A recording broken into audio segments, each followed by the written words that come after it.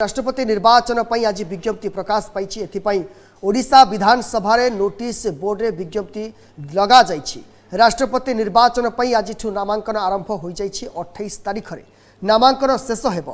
तेबे जून 9 तारीख रे राष्ट्रपति निर्वाचन पर तारीख घोषणा होइतला। जुलाई 18 रे हेबो राष्ट्रपति निर्वाचन। जून 30 रे नामांकन जांच हेबा सह जुलाई 2 तारीख पर्यंत प्रत्याहार करा जिवो।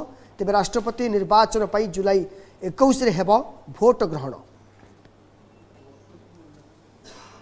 राष्ट्रपति निर्वाचन जो इलेक्शन कमिशन जो नोटिफिकेशन अच्छी से नोटिफिकेशन अनुसार आज पब्लिक नोटिसटा इश्यू होती एवं से पब्लिक नोटिसटा आम नोटिस बोर्ड रे एवं समस्त गणमाध्यम थ्रू रे एटा रिपब्लिकेशन होती आज एवं आज नामांकन पत्र दाखल होब 29 तारीख पर्यंत। 30 तारीख रे स्क्रूटिनी नॉमिनेशन रो स्क्रूटिनी निया जिवो। 2 तारीख पूर्वर विड्रॉल हो पार एवं राष्ट्रपति निर्वाचन जो इलेक्शन डेट पोल डेट है सेटा हूँ 18 जुलाई। 21 जुलाई रे काउंटिंग हम नुआ दिल्ली रे।